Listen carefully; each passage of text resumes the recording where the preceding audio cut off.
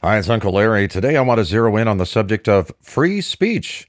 I've mentioned the importance of free speech in other video essays, but it was a book I want you to get, which inspired me to comment on this subject directly. Here's the book. I've got a photo of it here on my phone. Hope you can see that. Can you see that? Free Speech, a very short introduction by Nigel Warburton. Okay. It's brief, readable, inexpensive, and the best synopsis of a complex subject like free speech that I've ever run across. You can get it on Kindle direct to your device or from Amazon or a bookseller, but you need to get this book, and I'll be drawing from it from time to time in what follows. Now, why is free speech so important? Let's look at some references first. The Canadian Charter of Rights, Provision 2B, says, everyone has freedom of thought, belief, opinion, and expression, including freedom of the press and other media communication. For my American friends, the First Amendment to the U.S. Constitution says, Congress shall make no law abridging the freedom of speech or of the press or of the people peaceably to assemble and to petition the government for a redress of grievances. Then there's the Universal Declaration of Human Rights. It says, everyone has the right to freedom of opinion and expression. This right includes freedom to hold opinions without interference. Now, Warburton's little book is so good, I want to read the first paragraph to set things up today, because it's that good. Here we go. This is Warburton, his opening. I despise what you say, but will defend to the death your right to say it. This declaration, attributed to Voltaire, encapsulates the idea at the core of this book. Freedom of speech is worth defending vigorously even when you hate what is being spoken. Commitment to free speech involves protecting the speech that you don't want to hear, as well as the speech that you do. This principle is at the heart of democracy, a basic human right, and its protection is a mark of a civilized and tolerant society. Wow, what an opening. See, get the book, I'm telling you. Now, let's put something else on the table early. As Keenan Malik puts it this way, free speech for everyone but bigots is no free speech at all. The right to transgress against orthodoxy is as important as the right to blaspheme against religious dogma or the right to challenge reactionary traditions. He points out that challenging bigotry by banning it can produce worse results than toleration and counter speech or better speech. You just simply let the sentiments fester underground. I think he's right. The relatively short duration of the notion of free speech has always been challenged. As Warburton says, the history of free speech is a history of attempts to prevent people from communicating their views, whether by censorship, imprisonment, restrictive laws, actual and implicit threats of violence, book burning, search engine blocking, or, in the most extreme cases, execution. And he's right as well. But protecting freedom of speech is essential for upholding democratic principles, fostering intellectual growth, empowering individuals, promoting social progress, and preventing the rise of authoritarianism. So let's break some of that stuff down. Freedom of speech is fundamental to a democratic society, as it allows individuals to express their opinions, participate in public discourse, and hold those in power to account. So that's number one.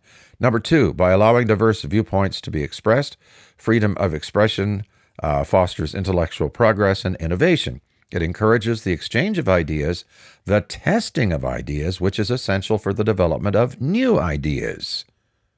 Number three, it respects individuals' autonomy and their right to self-expression. People should have the freedom to articulate their thoughts and beliefs without fear of censorship or retribution, as our charter says. Number four, freedom of speech enables individuals to question prevailing norms and advocate for change. This is essential for addressing social injustices and promoting reform. 5. In a pluralistic society, people hold diverse beliefs and values. Protecting freedom of speech ensures that different perspectives can coexist peacefully, fostering tolerance and understanding. I'm running out of fingers here. 6.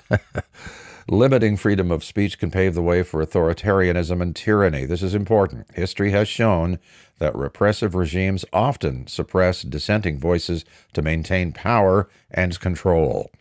Freedom of speech is essential to challenging authority, And by the way, a journalist's number one job is to hold centralized power to account. Everything else is a footnote. So why is it so central to democracy, this free speech? Let's go back to Warburton's little book. He says, one view which I have already mentioned, endorsed by Ronald Dworkin, is that no democratic government can claim legitimacy unless it allows its citizens to freely debate whatever they wish to debate. Free speech is a condition of legitimate government. Laws and policies are not legitimate unless they have been adopted through a democratic process, and a process is not democratic if government has prevented anyone from expressing his convictions about what those laws and policies should be. I could go on, but now I want to focus on some problems associated with free speech. Even defenders of free speech, almost without exception, recognize the need for some limits to the freedom they advocate. In other words, liberty should not be confused with license. Let me say that again. Liberty should not be confused with license. Complete freedom of speech would permit freedom to slander, freedom to engage in false and highly misleading advertising, freedom to publish sexual material about children, freedom to reveal state secrets, and so on. This is where so-called free speech absolutists, like Elon Musk, go off the rails. Absolute free speech proponents contend that any form of censorship or regulation infringes upon the core principle of freedom of expression. They argue that allowing authorities to determine what speech is permissible inevitably leads to arbitrary and oppressive restrictions. Rather than absolute free speech, however, expansive free speech, that's what I'll call it, expansive free speech, advocates of that argue that protecting a wide range of speech promotes robust public discourse, facilitates the exchange of ideas, and fosters intellectual progress. But it recognizes that certain forms of expression can violate other rights and interests. Therefore, we support restrictions on free speech that directly incites violence, constitutes defamation, or invades privacy. These few limitations are viewed as necessary to balance the right to free speech with other fundamental rights and values. It's tricky, but it's necessary. Freedom of any kind has never been licensed. The concept of freedom has always functioned within parameters. Think about that. Now I want to address a more recent criticism of free speech before I go. It's the idea that the importance of free speech is nothing more than an inherited dogma of the Enlightenment, as if there's something wrong with that. Or that expansive free speech is just shorthand for the protection of the speech of those in positions of power, whether economic, political, or social. I'm going to try to be fair here. Many individuals who identify as woke or part of the social justice movement have adapted Karl Marx's critique of free speech, arguing that it can consolidate power and protect the interests of the powerful.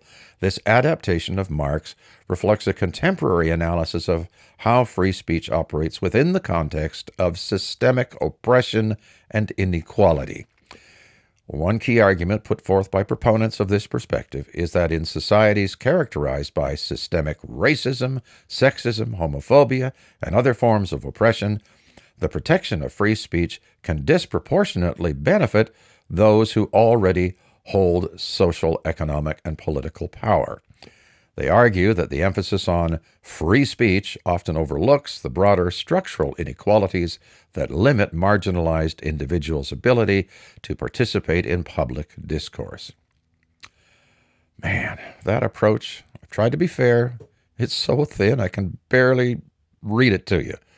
Free speech isn't responsible for any of those ills. Its very existence provides the possibility of changing the status quo, not maintaining it. It is consistent with this idea that power dynamics of human hierarchies explain everything. Well, guess what? That's wrong. It's an approach that divides everything into who is the oppressed and who is the oppressor. Guess what? It's intellectually hollow. It's wrong. You can't see everything through one lens. It's an intellectual shortcut, a diet of cream puffs that allows you to avoid coming face to face with life's complexities. Bottom line, either you believe in the free exchange of ideas or you don't. One thing should be clear. There is no real diversity if it does not include a diversity of perspectives. And you only have that in an environment of expansive free speech. If viewpoint diversity is sacrificed for some notion of the greater good, what you're left with is a form of authoritarianism where a smaller, professional, elite class calls the shots for everybody else. Well, I prefer our imperfect democracy, and I like the concept of uniting around our common humanity, not dividing us into grievance categories. And that imperfect democracy cannot function without free speech. Whew, I got kind of worked up there. Don't forget to get the book, Free Speech, A Very Short Introduction by Nigel Warburton. Go get it. You'll thank me for it. Thanks.